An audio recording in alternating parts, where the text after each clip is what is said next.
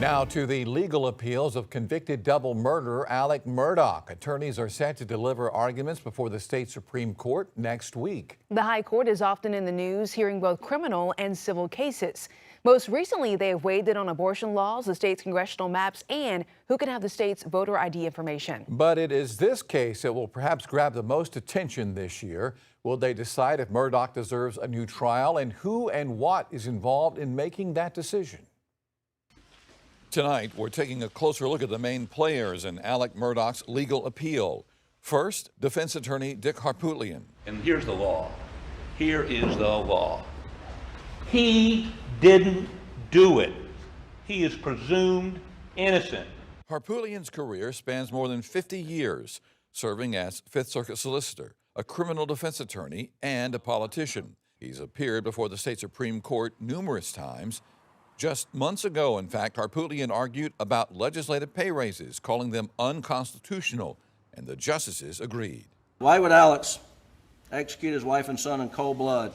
Joining Harpootlian at the defense table, Columbia attorney Jim Griffin. His background includes working as a law clerk for a U.S. District Court judge. He was also the assistant U.S. attorney for the District of South Carolina. Griffin recently argued and lost a case before the state Supreme Court involving the awarding of attorney's fees in a case involving the Savannah River site. Mr. Murdaugh. Good morning, Your Honor.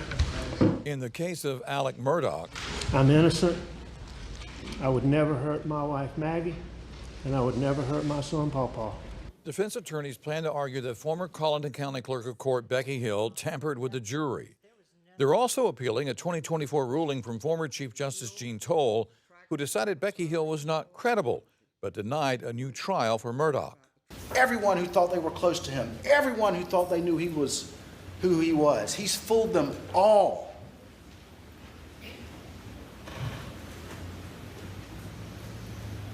And he fooled Maggie and Paul too. And they paid for it with their lives. Don't let him fool you too.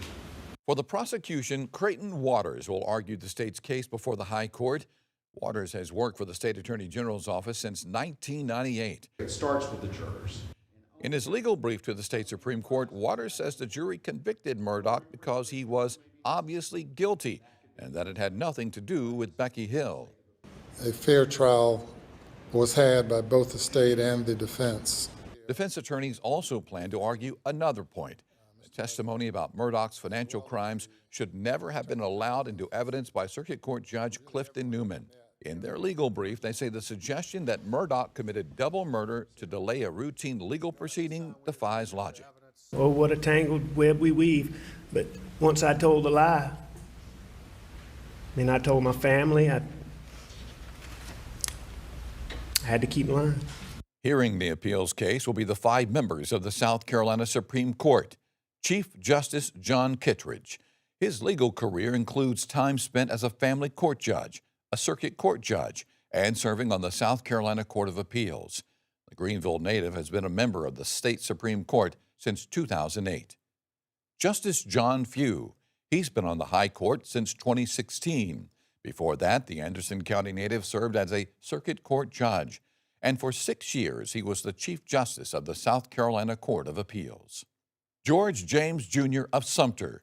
He started practicing law some 40 years ago. In 2006, he became a circuit court judge. He joined the South Carolina Supreme Court in 2017. Associate Justice Gary Hill practiced law in his hometown of Greenville until 2004. That's when he became a circuit court judge. He joined the South Carolina Court of Appeals in 2017 and has been on the High Court since 2023. The court's newest member is Seneca native Letitia Verdon. During her legal career, she has served as an assistant solicitor, a family court judge, and a circuit court judge. She also served on the Court of Appeals before joining the state Supreme Court in 2024. I would never intentionally do anything to hurt either one of them.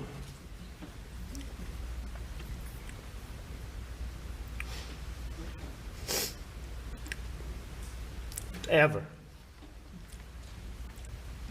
Ever.